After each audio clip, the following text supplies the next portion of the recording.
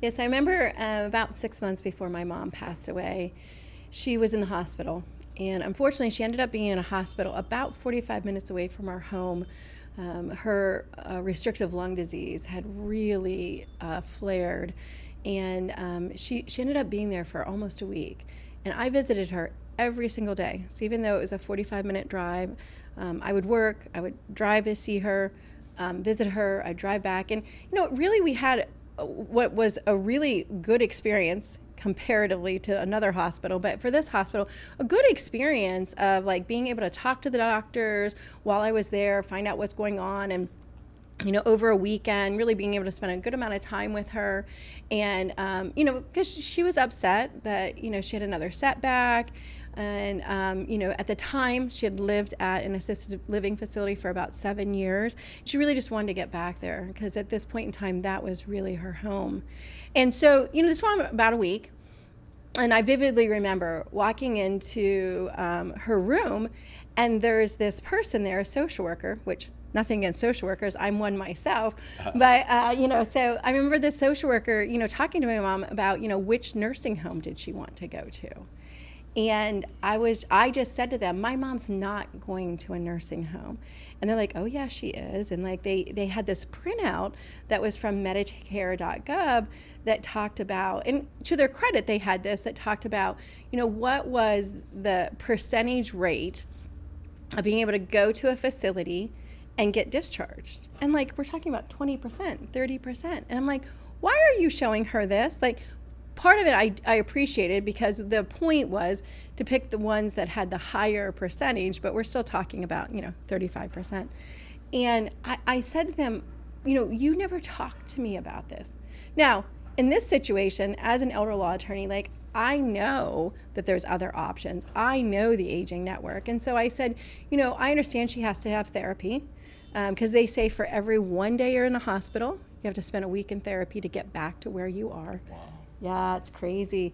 So I knew she needed therapy, but what she needed was, short-term therapy. And so I said, call Encompass in Pleasant Gap, Pennsylvania, and, have them evaluate whether or not she can go there. I think she can.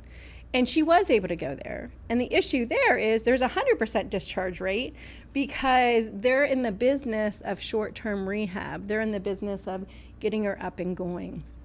And one of the things that, for me, I share this story because it was so hard, even as an attorney who works in this space, to make sure that my mom was able to age in place. And when I look back on my caregiver journey, that's one of my biggest successes. Now, if you're out there and you're feeling bad about it, please know I had those days too. Not everything was a success. As I look back, I have my days of regret, things I wish I had done, things I wish I had done better. So, it wasn't all perfect. But in this situation, I really wanted to spend some time in a podcast episode talking about the different levels of care so people kind of understood that, and understanding, like in my mom's situation, a short-term rehab that's made for people who are a little bit older can be an amazing ability to get people back home. Also, at the personal care home I own, a lot of times people are there and they're declining, and if we send them to a short-term rehab for 2 weeks, they come back stronger. It's amazing what 2 weeks can do for somebody, and that's different than a nursing home.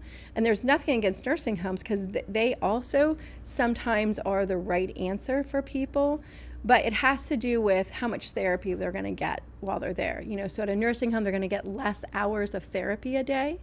At some rehabs, they're going to get a lot of therapy really quickly, and they're meant for younger people. But there are short-term rehabs that they're going to get a lot of therapy spread throughout a day that are really meant for older people who can really, if they're motivated, and Nan she was stubborn. She was motivated to get back home. That they really can affect that. And so, I just want to welcome everybody to this podcast day where we're going to look at, some of the levels of care.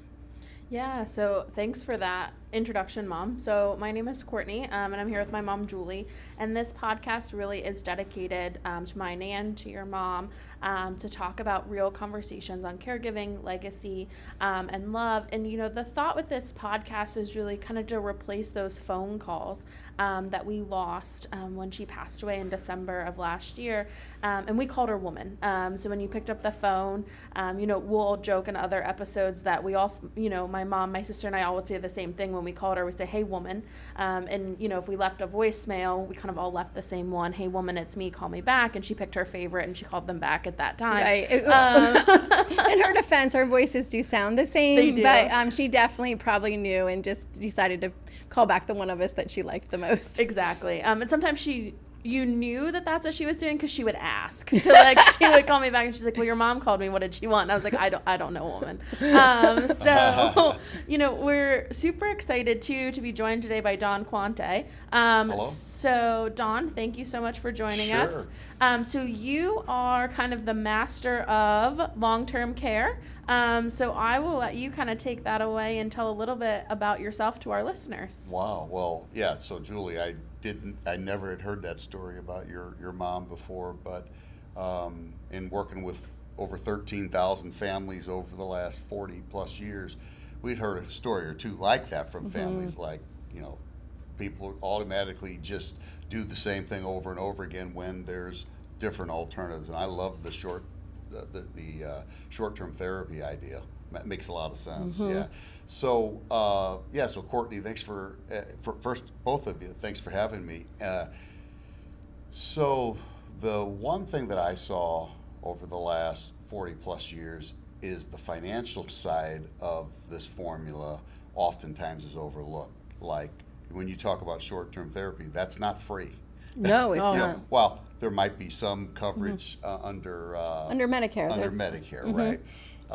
At the end of the day, when the person is released and they have to go home, but they still need caregivers, that's where people want to be, right? Yeah, we absolutely. talked about it at breakfast. 88% of the people, when asked, if you got sick, where do you want care? They say at home. Right. It's not surprising, right? It's where and home is different to different people. Like for one of my aunts, when at 78 years old, she moved out of her home, the family home, and moved into an independent living community. That became her home. Right. Absolutely. So when Yeah. you know, So when we talk about people want to stay home, it's the home that they've either been in their whole life or have adopted in their aging years, Yeah. and it could be a community. It's really more aging in place. Yes. Wherever that place is at the time. Well, and like you'd walk down the hallway, and each one of these, I say little old ladies, but there were men too, but most of them were women.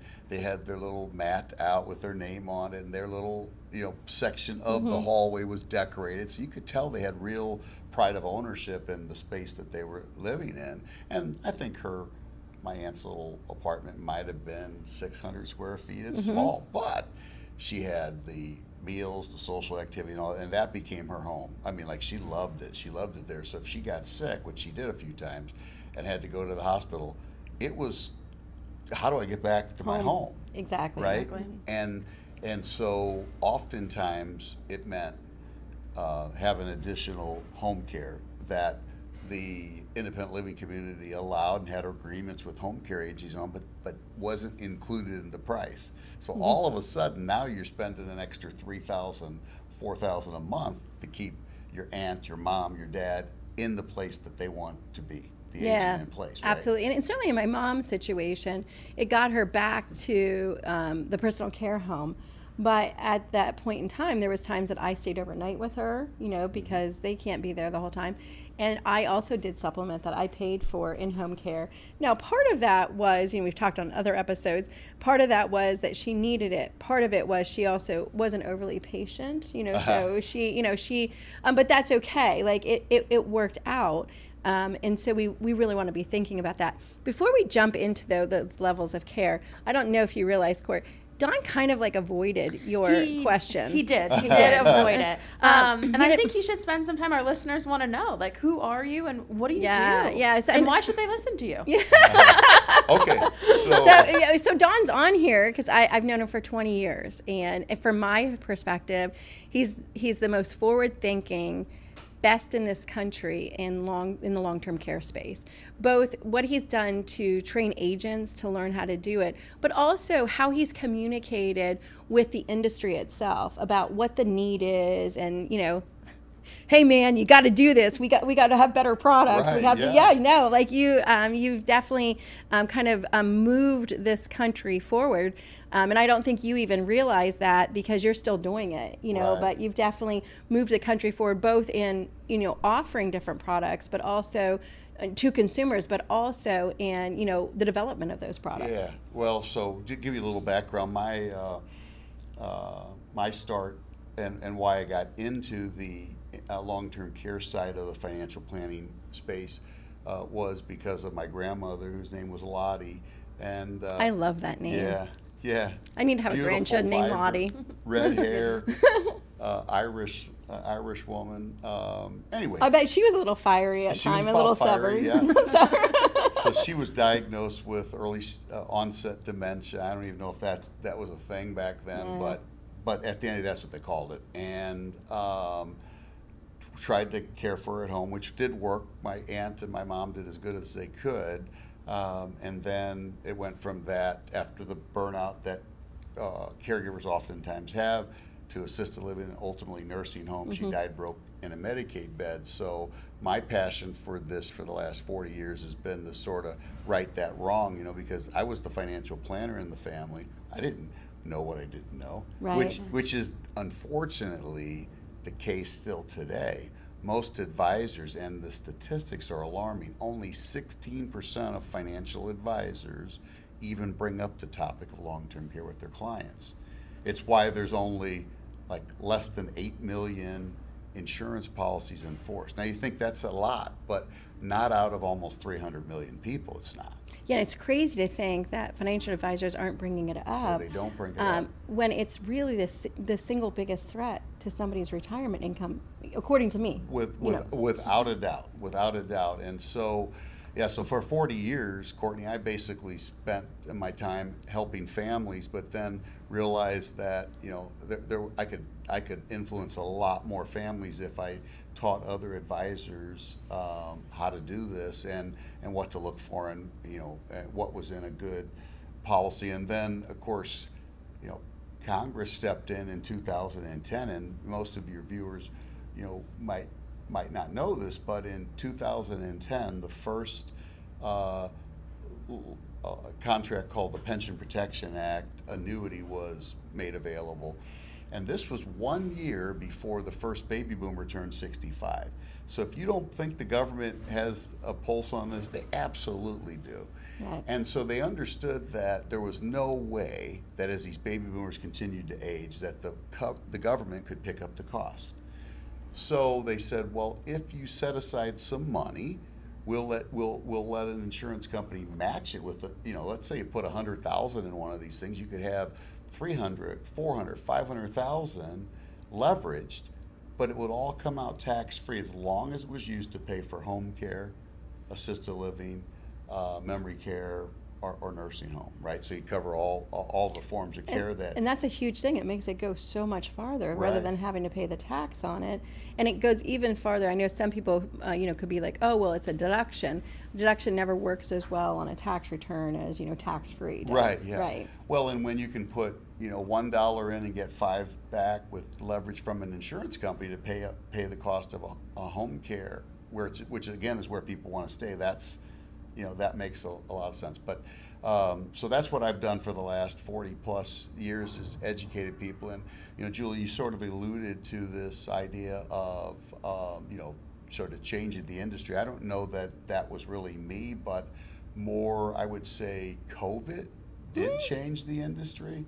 And you might say, well, Don, that's kind of odd. Well, why? Well, if you saw those images, like we watch NBC nightly news, if you saw the images and I know everybody will recognize what I'm about to say, which is it was a husband and a wife. Maybe they were married 50 or 60 years, trying to embrace through those plastic tents. It was what I call the lockdown. The husband was outside the tent, the wife was inside the community, and they couldn't even physically touch skin to skin because of what was going on. And that's where, and you and I talked before, the majority of the early deaths from COVID took place in facilities. Okay, I know you said in Pennsylvania, post-COVID, they closed down 312 facilities. Just in Pennsylvania alone. Yeah, and that was had to do with funding, and that funding stream's not getting any better. Right. Getting worse. And they're not building new facilities, maybe assisted living, but not nursing homes. So that's a reality. So what happened out of COVID is when asked if you got sick, where do you want care, 88% of the people say I want to stay at home. Well, who's the caregiver going to be then, right? Because there's a shortage of professional caregivers. So several of the insurance companies said, well, wait a second, think of COVID as we got lemons, basket of lemons, we're going to make some lemonade. And they recognized that for the first time ever, 70-year-olds, 80-year-olds were all of a sudden able to do a Zoom meeting. They were able to conduct a doctor's appointment. Their doctor could see them through a computer screen for the first time. Maybe it was FaceTime.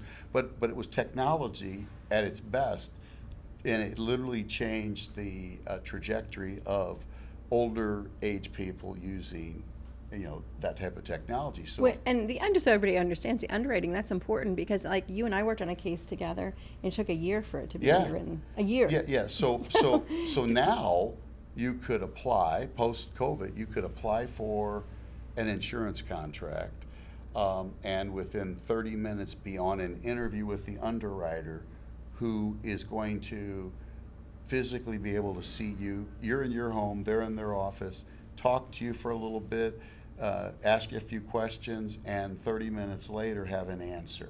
Now, the answer under these new contracts, they call them guaranteed issue. So nobody gets turned down. It's a matter of how much coverage will they give you based on your health conditions. So, if there's somebody listening now and they're like, well, Dad's already been diagnosed with Lewy body dementia. In the past, we have to say, oh, there's nothing we can do. We'd say, wait a second, we can help you. Right. We can, for every $1 you put in, imagine getting $1.35 back, tax-free to pay for care. If you have Parkinson's, imagine putting $1 in, and for every $1 you put in, getting $2 back. And then we had a client who had significant mobility issues. The lady was, from what I remember, 5'4" and over 400 pounds. She had a situation where we were able to get, for every $1 she put in, she was going to get $3 back. So regardless of its mobility or its cognitive decline, if somebody's already receiving care, these contracts now can help them.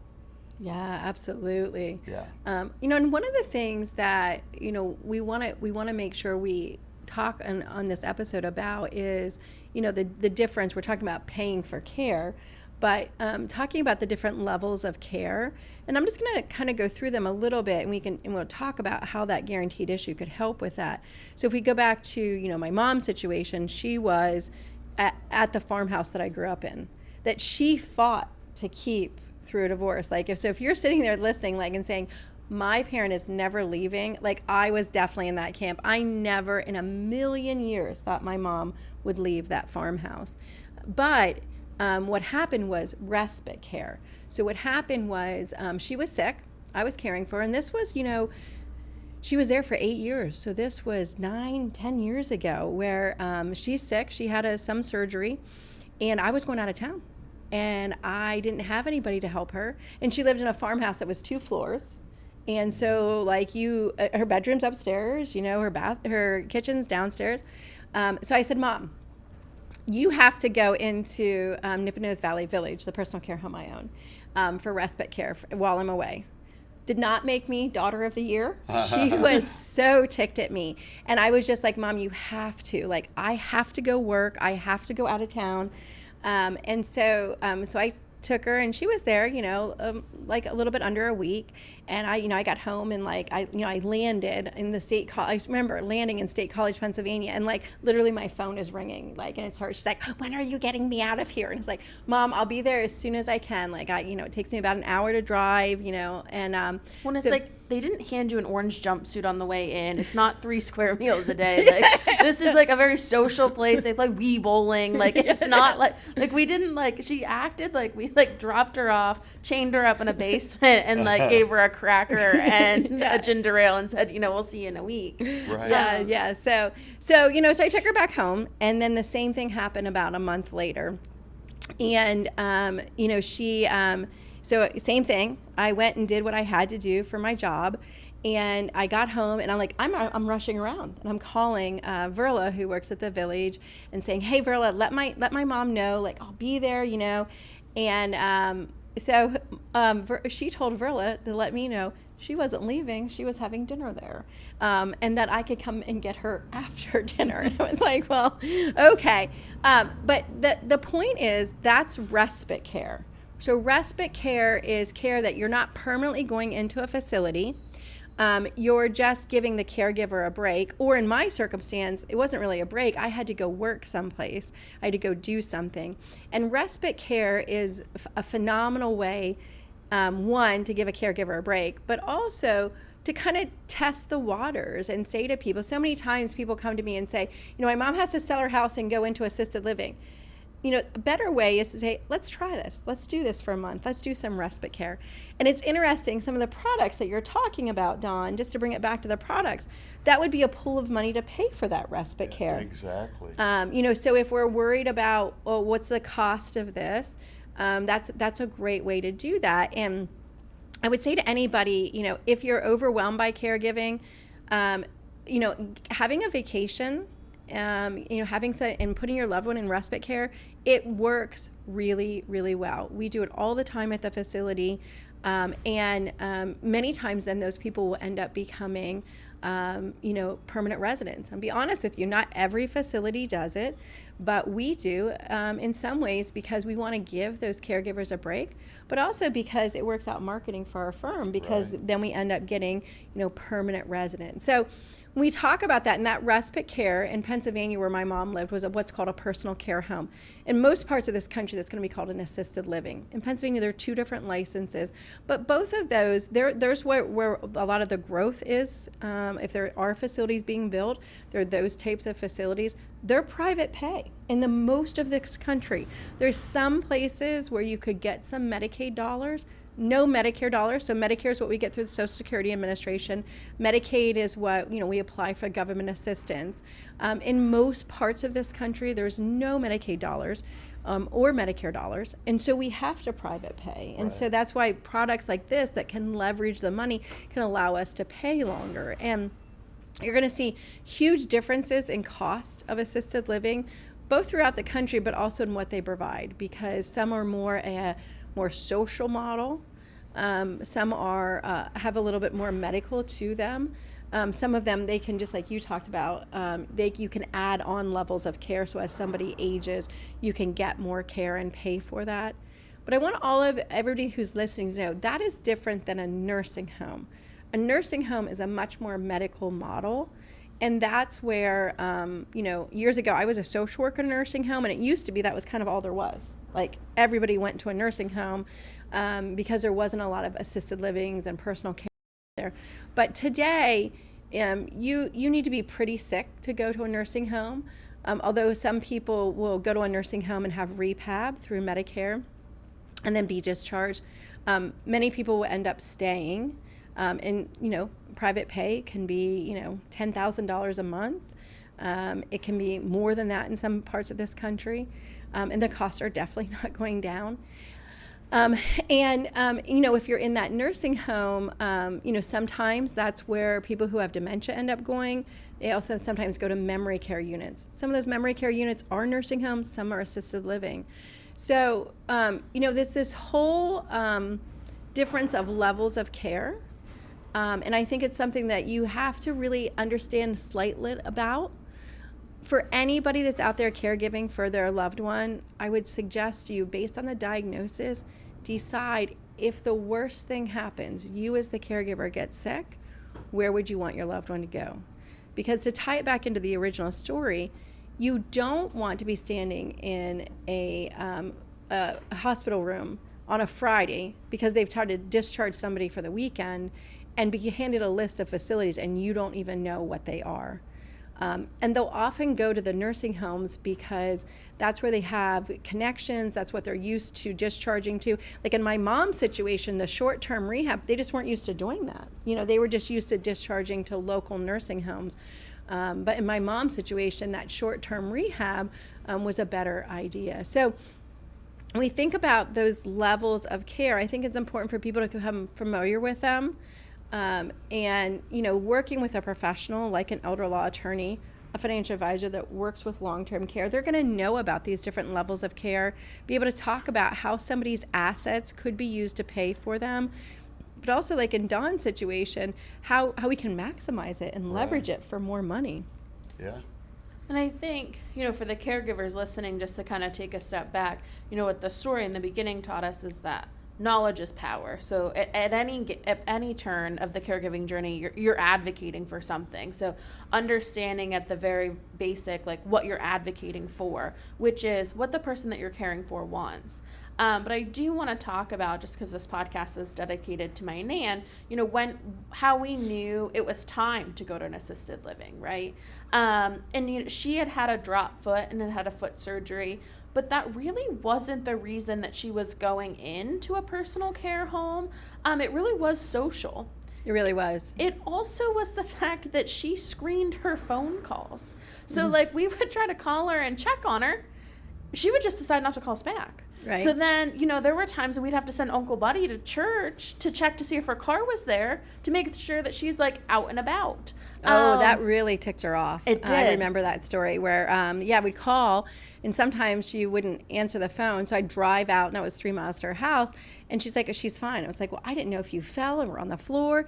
But that really ticked her off. Yeah, she was at her church council meeting, and she wasn't answering. I hadn't talked to her all day. I was worried, because again, her drop foot, I was worried. And many people probably do this. You worry about your loved one falling, right? Yeah. So I called my brother, who lives very close to the church, and said, hey, will you go around and see if her car's there? Maybe she's at the church at her council meeting. And she was. And I told her about the story later, and she was. Oh, she was so mad at us. Yeah, I'm sure she called you and bitched about me. Yeah, she did. And stuff. I was like, but woman, did you answer your cell phone? And she was like, I have to be able to live my own life. But, so she moved into the assisted living. She still had her car. For the first couple of years, she could still go out and go to the grocery store. So I want people listening, there's no wrong level of care. Right. It really just is, about what the person that you're caring for wants, but it's also about moving her into the personal care home really gave her the freedom to be able to do what she wanted to do. She used to get really territorial about who would sit with her at dinner. She had her dinner spot and they would move new people into her table, and was that okay or not okay?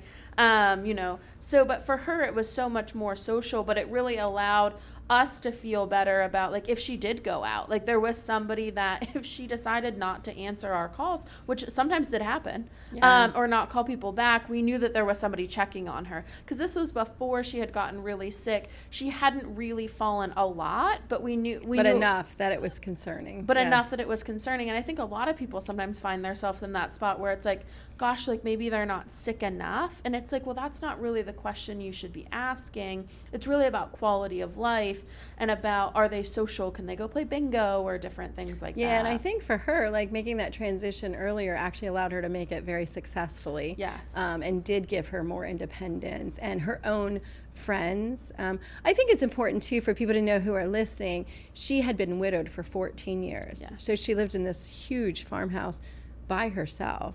Now, there are a lot of grandchildren around, definitely would interact. She only lived 3 miles from me. But at the end of the day, she lived by herself for a long time. And I think, that really weighed on her. That was hard. Yeah. So I think that the element of the socialization, and again, being able to have a pool of money to help pay for any of these types of care. Mom was able medically to if she had had a long-term care insurance policy, it would have been triggered. Like, she needed enough help, even though she was, for personal care. Now, not for nursing home, but she was definitely like that level of care. And in her situation, we didn't have any of that. We just, ended up using her money, and, to pay for what she needed. But I think it is important for people to know, not to bury your head in the sand about this. Learn about levels of care. Learn about what the options are. I know for my father-in-law who had dementia, there was really kind of two options. So he was at home, but we started talking about, well, what if this doesn't work out? Because my mother-in-law was getting really, really overwhelmed, and it was affecting her health. And at some point in time, you have to, if you were a child, you have to worry about, well, if your mom is caregiving for your dad or vice versa, worrying about that caregiver is really, really important. So in that situation, he could have went to a nursing home, and we had done planning to protect a spouse. So you can do Medicaid planning, that's spousal protections. We don't want one spouse to get sick and the other one to be left penniless. But in that circumstance, that meant that she could go to a nursing home, or we could private pay at a memory care unit, of which Medicare doesn't pay for, Medicaid doesn't pay for. So that's 100% private pay, unless you have a product like that you can use for. And in that situation, I told my sister-in-laws, go see these two facilities. Like, I already knew, but here's your option. Option one is nursing home that Medicaid would pay for. Option two is this memory care unit, which costs thousands of dollars a month.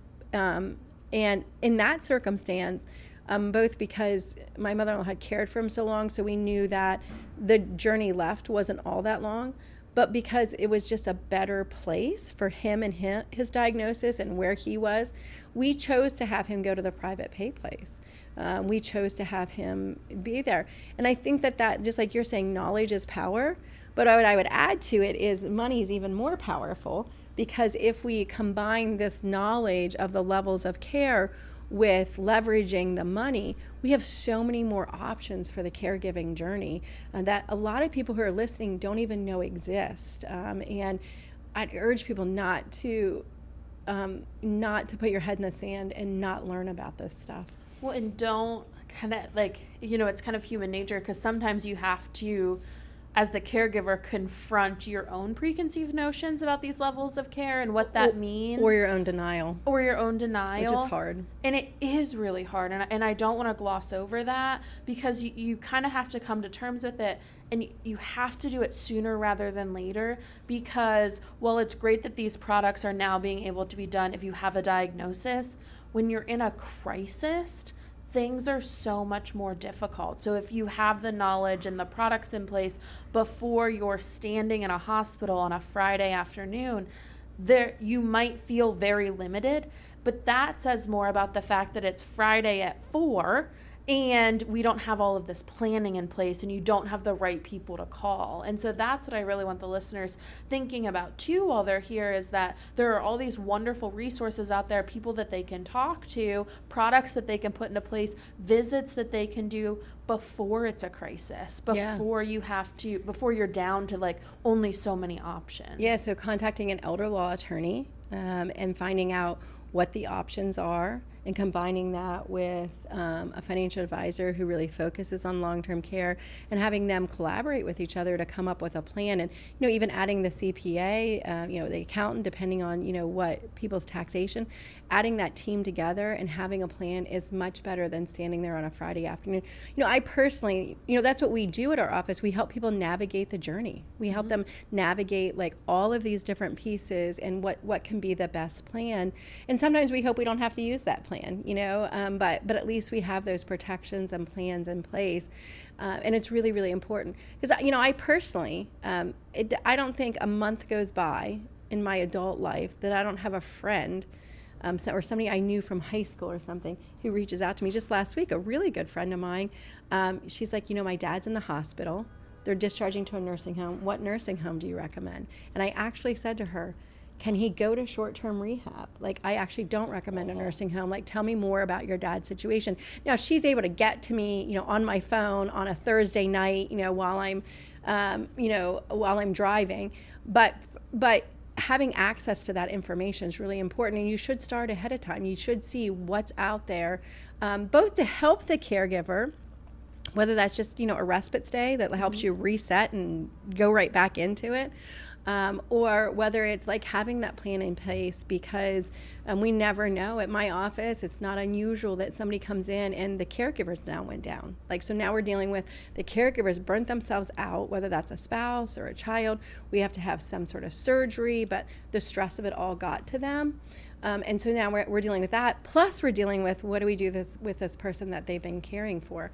And so I think, having that plan is really, really important for people. So one of the things Don, I don't want to not get to in this episode is when we're talking about this, I've talked a lot about, paying for care, paying facilities, those types of things.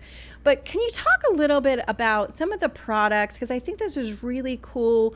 They're called indemnity products where you can pay family members. Can you kind of talk about that and what that means and why you think that's so important right now? Yeah, so historically, these products, long-term care insurance contracts, hybrid long-term care contracts, sometimes they're called asset-based long-term care contracts, have used a definition that required it to be what they call reimbursement. And reimbursement by design was designed to pay back a home care provider. So the contracts would say, we'll pay for home care, but it's got to be a licensed home care provider. Well, that was problematic, or that's problematic now because, again, we don't have enough, there's a shortage of caregivers. 100%. There's a shortage of caregivers, and the need is astronomical. So much higher, yeah. Yes. So recently the insurance company said, well, we'll allow our contracts to pay for what's called an indemnity benefit. Think of it as cash benefit, be another way of saying it.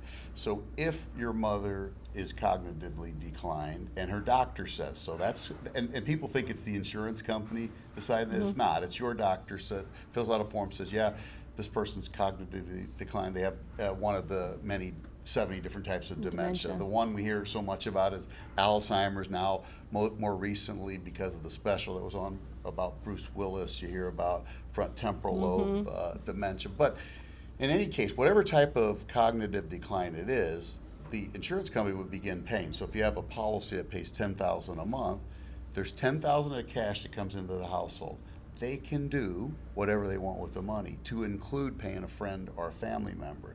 So it creates all kinds of additional options now for the families, because now all of a sudden it doesn't have to be just a licensed home care provider that you bring in. So the indemnity contracts are great. There are some situations where you might have an indemnity contract, but the client has a lot of IRA money.